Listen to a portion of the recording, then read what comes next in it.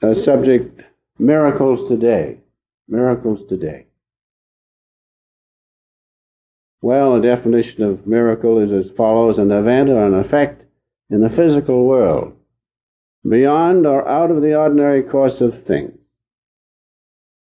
But in a miracle, no law is contradicted, no law is suspended, but the ordinary law is superseded by the higher law. That is all.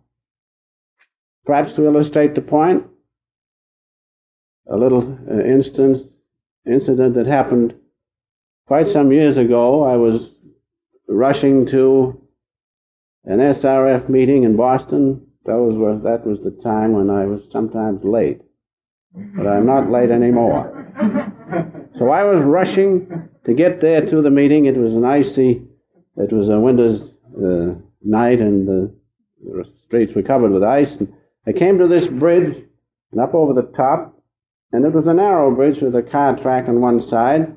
And just as I came up, going rather fast, there was a car that had skidded and was right halfway stopping the traffic on the bridge. Well, I didn't feel so bad, except it wasn't my car, it was my sister's car. And I felt, here I am, traveling fast to do God's work, and look at the mess I'm going to get into. So I got all prepared, and there was just a force came. A force came and just stopped that car within just a short distance of the other car. And the two people that were with me there, my sister and Sister Yogamata, Mrs. Hazy she was then, they both noticed it and said, "Did you feel that?" And I said, "Yes, I felt it."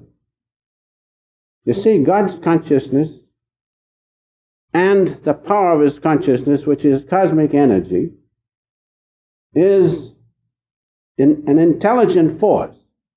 Now, in our dreams, you might go through that happening in your dream, and in your dreams you eat and enjoy things, and yet there's no activity within yourself. So it is, if we realize this dream and wake up from it, we can see that just as it happens in your dream, that incident might have happened just the same, and there'd been no movement on my part, except to sleep. So in this dream of God is the same thing. The force is conscious.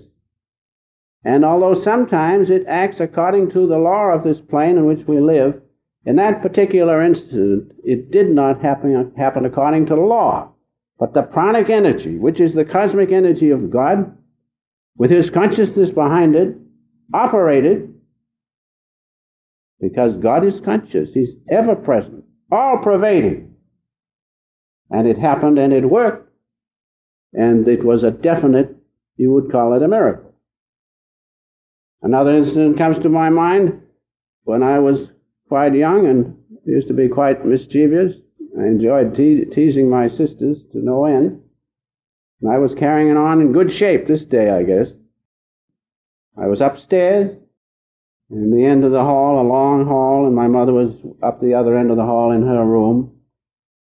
And I guess the Lord had enough of it, because the voice came right out of the ether and it said, calling me by name, "Stop teasing your sisters and be a good boy and get downstairs." I stopped. The voice came right out of the ether. And the maid down in the kitchen heard it, and my mother spoke from her room, calling me by name. She says, "I heard that voice too." So I stopped in a hurry. But it shows. Now in your dream, couldn't that happen? Just the same? The voice could speak to you, you'd hear it. You've heard the voice in your dream, or have you tasted food? So the same thing in God's dream, it works the same way. The intelligent force responded. I think I know why the force responded. I think my mother just couldn't handle me, and she prayed to God to do something about it, and He did. And it worked. So those are just two illustrations that come to my mind, and I didn't forget it. Now another illustration of a miracle is what is happening to Self-Realization Fellowship devotees every day. Many of them are meditating, and they are seeing the presence of God's light at the Christ Center. They are hearing His cosmic sound, and they are feeling His love, and they are seeing Him move and act in their lives without the use of ordinary senses, mind, or intellect. They're doing that right along. That's the miracle. And those who meditate will see that. You cannot see the light of Christ at this point with the ordinary senses of sight, physical sight, but you can see it through intuition. And so you see, when you supersede these worldly laws, and then you utilize the higher law of spirit and soul, then it's called a miracle. And I know there are many right in this room every day who are performing the miracle of contacting God's presence. And that's the greatest miracle that is laid before us, is the ability to be one with God and feel His nearness and feel His love and see His light guiding you and hear the cosmic sound. There's nothing that will give you the solace that does. That's the miracle. That's the miracle we should be interested in. Other miracles are secondary compared to the miracle of contacting God. There's nothing that will satisfy you or me or anybody, because we're on our way back home in a conscious way then, and that's why we're here. And so true devotees do that. And the entire phenomenal world is under the law of polarity or duality. It is all based on the electromagnetic phenomena of light. Light. God said, let there be light. God's consciousness began to move. And He said, let there be light, which is His consciousness moving, the great cosmic energy from which all things come. And then when that energy begins to move and forms this outward existence, this world, then it takes on a dual nature. And then the unity of God's presence is lost. The unity where there is no getting away from His love and His security and His peace and His bliss. Where there's no distraction. In this world there's distraction because there's duality. That's the nature of light, which I will show in a few minutes if I can. And yet behind that duality, which we see so much of now, is the unity of God's light. Free electrons, which science speaks. But it is because of the dual nature of those little atoms of light that causes us all our trouble. One aspect is the wave action, and that's why these little atoms of light seem light as we know it. And the other is the idea or the aspect of forming a particle. That's just simply the makeup of free electrons or light atoms. And it's those two aspects that causes light and shadow, which has produced this world, just like the beam from the motion picture booth produces the light and shadow on the screen. Realize that. That's the key to all miracles. And so, understand that this cosmos is a varied expression of one power, light. But behind that light is God's great intelligence directing it. And that's the important thing. And so, if you are attached to the light and shadow aspect of this creation, then you'll always be deluded. But if you supersede that and become one with the only real aspect of this worldly existence, which is God's light, that is the only thing that's real and true and substantial. If you are one with that, then you are above duality. Then there's no suffering. Then you understand this cosmic dream. So realize that that is what we must do. We must not cling to the duality, but we must cling to the unity which is beyond the duality. You take the motion picture. If you cling to the motion picture with its light and shadow and all its aspects, and if it's a picture you do not like, you're in a mess. But if you see the beam coming down from the projection booth and realize that's the cause of the light and shadow, then instead of being carried away by the picture you do not like, you will feel the bliss and peace of that light, which is God's presence. Then whether the picture is a drama or a tragedy or a comedy, you understand it. you have to see the cause of the miracle, which is God's light. Now, everything that has a beginning, that is, when the motion picture is projected on the screen, it has a beginning, it'll have an end. It's got to. And so this projection of God's light has a beginning, perhaps a long time ago, but it'll have an end.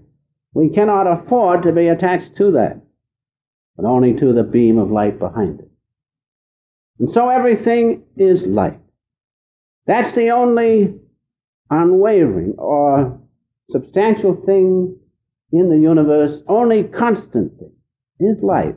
It doesn't seem possible as I look and you see me and I see you and all the different colors and shapes and everything of your hats and the whole business. But behind that is light. God's light. Well, you can dream, can't you? And your own consciousness, through the projection of its light, produces the scene, perhaps, which I see here, and you can have all kinds of hats and shapes and people.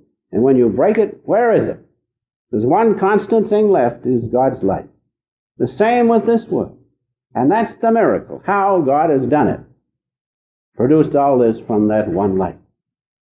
An illustration of what God's light is comes to my mind. Master and I used to come home late at night, sometimes early in the morning in Encinitas, and he always used to walk back and forth out in front there on the lawn. It was level, so we used to walk back and forth. That's where I learned a lot of philosophy, and some of his realization, I hope, rubbed off. But anyway, we used to walk back and forth, and this particular night he came in. It was late, and I said, "I go now, sir." And he said, "Oh, wait a minute. Let's go into the kitchen." So we went in the kitchen. You know, when the guru says, "Come on," you don't say, "Oh, no, sir, you come." So I went in, and he had a very peaceful attitude that night, and he was poking around and opened the refrigerator, and he looked in, took out a few potatoes and a couple of squash, I guess, and he was fooling with it and put it in a pan, a saucepan, and put some butter, I guess, and seasoned it and cooked it. And he was in a very happy mood, and I ate it, and boy, it was good. Simple things were good. And so we talked a little more, and then I went to my room, and when I came in the room, the whole room was light. Light, God's light. And I watched it quite a little bit. His calmness and his contact with God had stilled my restless mind, so that I was perceiving through the intuition of the soul God's presence as light. And so the next morning I said to him, or the next day, I said, "Sir," I said, "when I went to the room last evening, it was all light." He says, "Yes," he said, "when I cooked those vegetables," he said, "I was pretty much in God's consciousness. That's why it tasted so good, and that's why the light was there." So there you have an illustration of the underlying reality. The only thing that is with us and constant is God's light. And the wonderful part is that by following the techniques of one like the Master who had that realization, by following him and his techniques, you can also perceive that light as he has spoken so many times in the autobiography of that light or the beam which came down upon him. So that's the most wonderful thing, is that we too can perform or go through this so-called miracle if we will. Now, creation is a miracle itself, as I have said, by the thought of God. The thought of God. God's consciousness plus his will is his thought. Now understand that simple thing. God's consciousness plus the will behind it is God's thought, or mind stuff as science calls it. That's the basis of all creation. That first thing is the mind stuff, which is God's consciousness, plus his will. His will, that's the power. Now, by those two things, or by his thought, by his consciousness and his will, he produces what? Light, or cosmic energy. And when you perceive that light, when you go in your meditation and go deep beyond this little world existence, you will see that flame of God's light spread all over. That's what God is. as it says in the scripture, and I'll come to it in a minute. Now from that light, all things have been produced and are produced.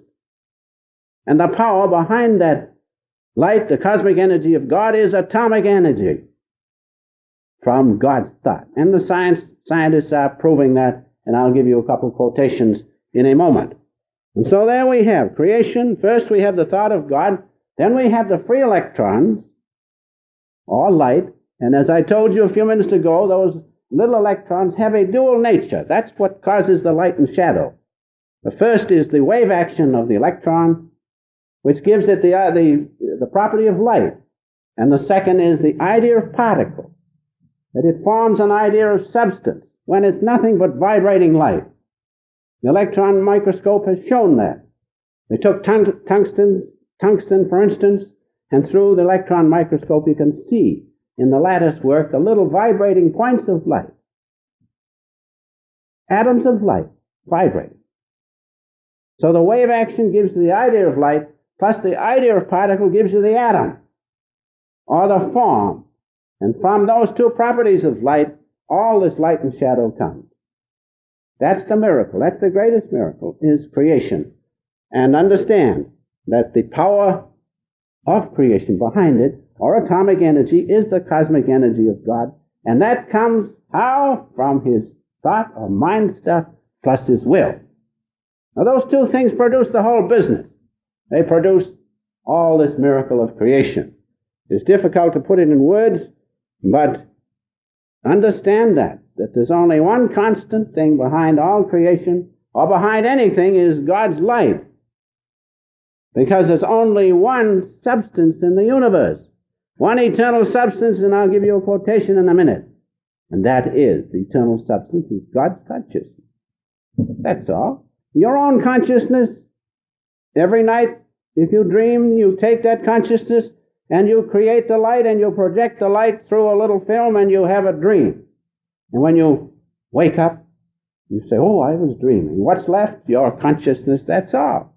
The same with God. We're made in his image. And so God's consciousness is the only substance, the eternal substance. And when it begins to move, then comes its power. And that's the cosmic energy. God's cosmic consciousness plus his cosmic energy produce the light from which all things have come, due to that one little thing, that those atoms of light have a dual nature. And that gives the light and shadow. That's as near as I can tell you. It's a hard thing to describe, and yet it's so simple. So realize light is the constant property of God's presence. And we can be that light. Now another point that comes to my mind is this, that you know all the scientists point out now that matter is constantly changing. It doesn't stay still. But it becomes energy, electromagnetic force, and finally light. Nothing stays still. Now what did the yogis do? They speeded up that process. They took their bodies, which have a mass, and they speeded up the vibration of the cells within them, and they became light. And matter, when it increases, or the speed of matter increases to light, then its form is lost. There's no form. So that's why the yogis can travel from place to place, because they speed up the vibration of their body and the light within them until they become God's light, which is God's body. And then all things are possible. Now that's what you do in meditation. And if you keep at it, you will speed up the vibration of your being until you become that light of God. And you will find yourself all over the place. As God's body is all over, so will yours be. That's the miracle. And that's the law behind all miracles, is to increase the vibration or the vibratory rate of your being until you become light. And you have the law with you because matter is constantly changing into light. Understand that. It first becomes electromagnetic force, and then it becomes light. And if you add up the weight of the light atoms, then they're the same as the mass. So God is light. God is light. And the only constant in the universe is light. And so why not be that? Why be satisfied with a secondary role where you're changing all the time? Why be satisfied with the light and shadow? Why not be the light which produces the light and shadow? Then they can never throw you away. They can never take away your individuality as a child of God. But they can unless you become light.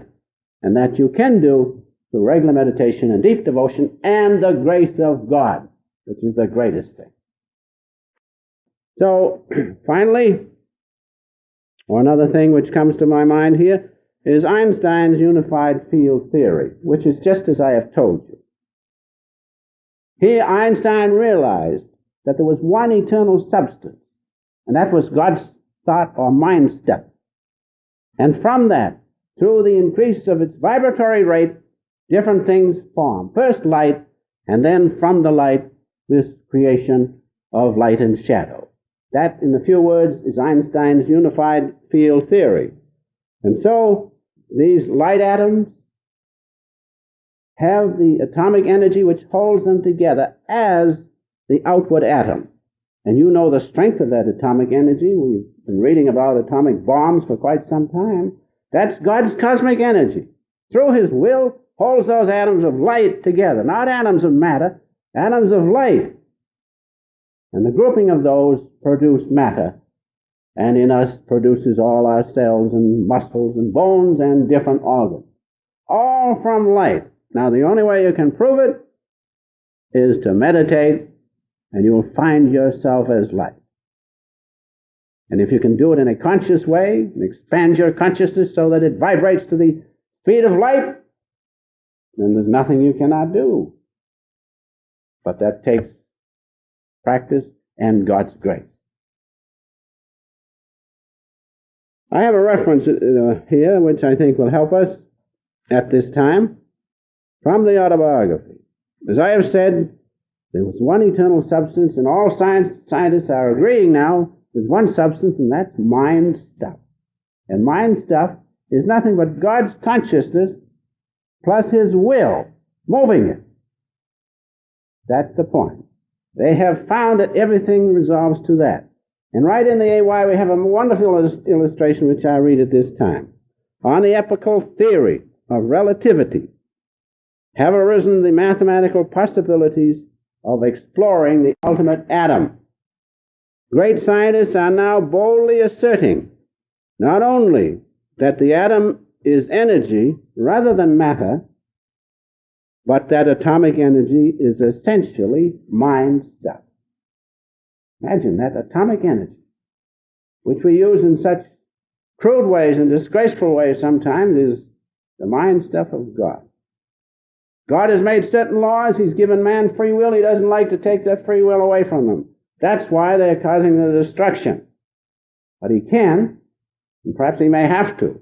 The Master said once He did it one time in the flood, cleaned the place out by the flood. Perhaps it'll get so bad He'll have to do it again. It looks that way, doesn't it?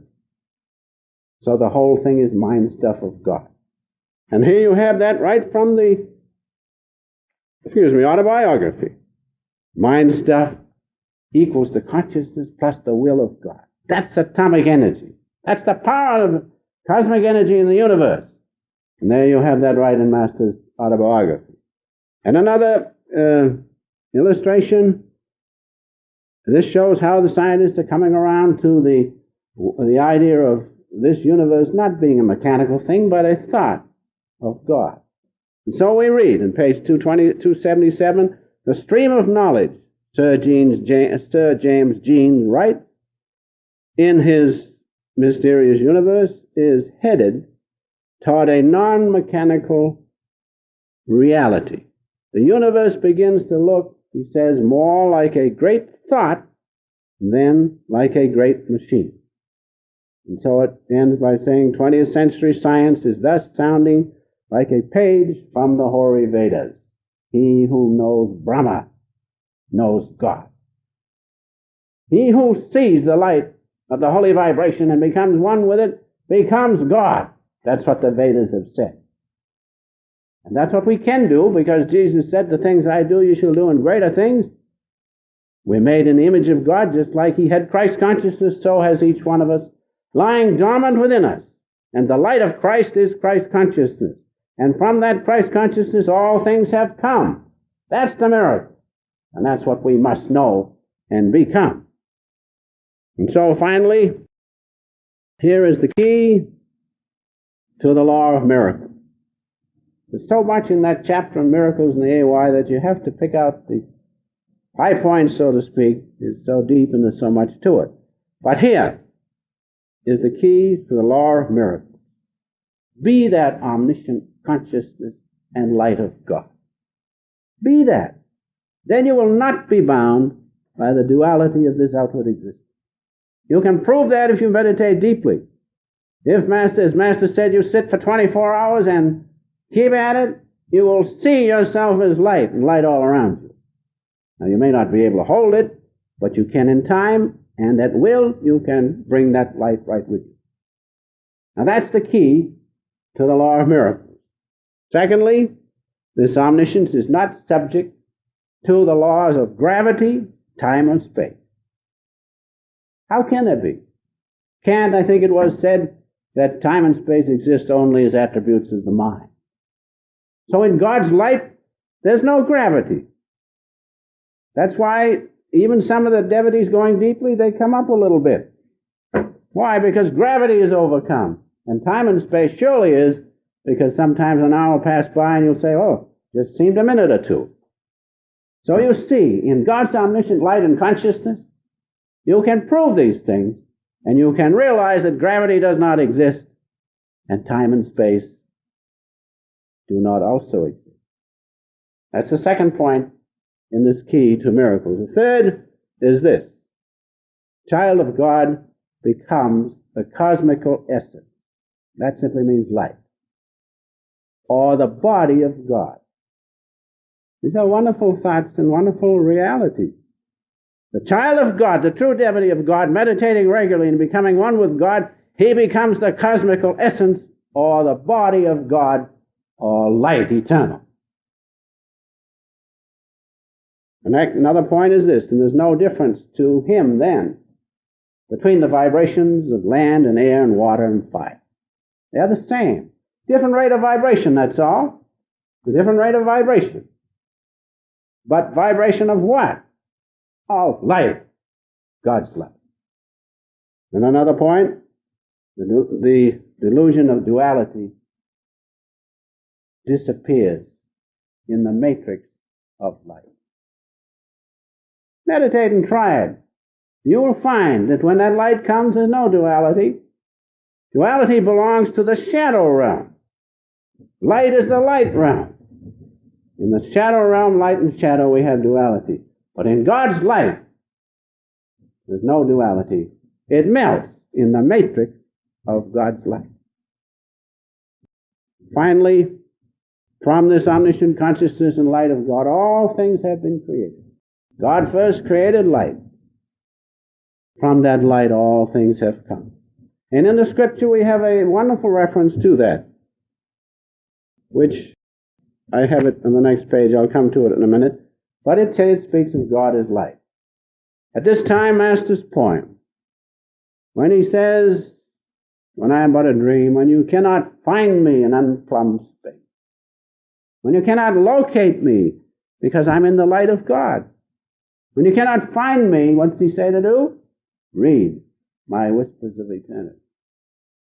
Read them, because by reading them you are lifted into the omniscience of God's light. And he says, I will reach down. I will guard you with invisible arms, and I will reach down and lift you that you too realize the love of the one Father, which I realize. And then he concludes by saying, and when you realize that you are a dream of the cosmic beloved, as I now realize I am, then we will be together eternal.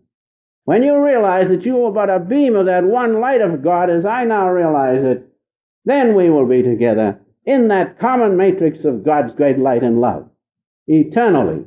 That's what he was saying. And so that poem, When I Am But a Dream, is a wonderful poem. Read my whispers of eternity. Because they came from God. He is a channel of God. And if you read it feeling God's presence as you read it, you will be lifted. into that one light of God. Even though you may not see it at first, you'll be lifted there. Finally, it'll be your own. When you make it through realization and meditation, then it'll be always with you. Same light which guided the children of Israel guides each and every one of us, is there burning if we but know it, become it, be one with it. And I'll close by a reference or two from the Master's book. And this shows about, or points out, that the body of the true yogi is the body of God, or the one eternal light. That's what we are. And instead of being scared that we're going to be nothing, you'll realize you're everything, because God's consciousness is in that. And so this is what we read. That is, the mass of the yogi's body reaches the speed of light.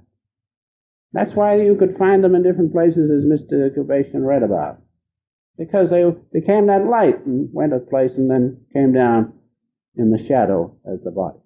So we read, the consciousness of a perfected yogi is effortless, identified not with the narrow body, but with the universal structure or God's light.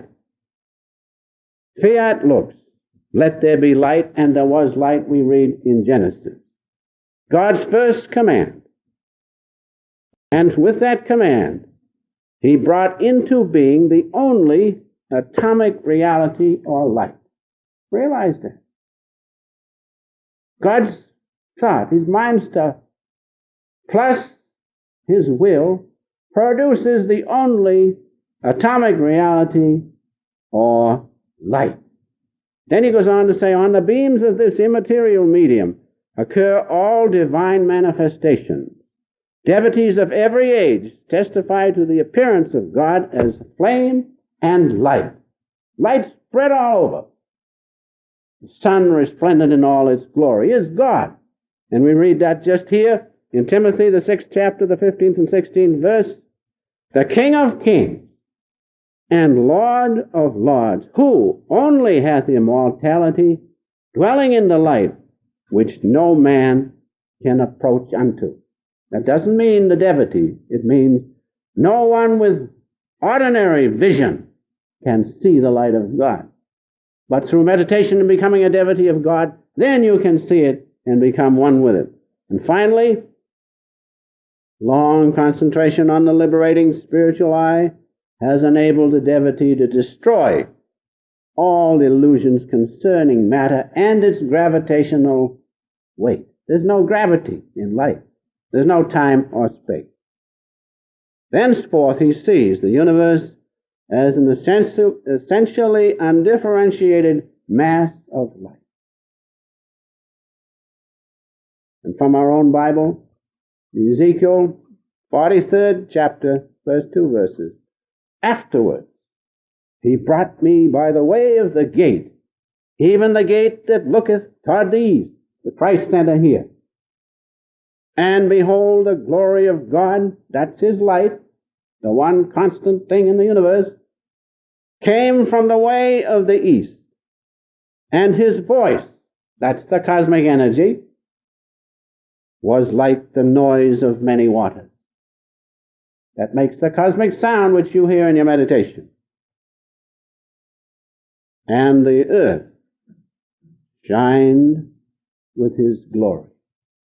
The earth became the eternal light of God and gave forth God's glory. So there you have miracles today. You have the way that you can perform the greatest miracle of knowing you are not this body, but you are the one eternal light of God.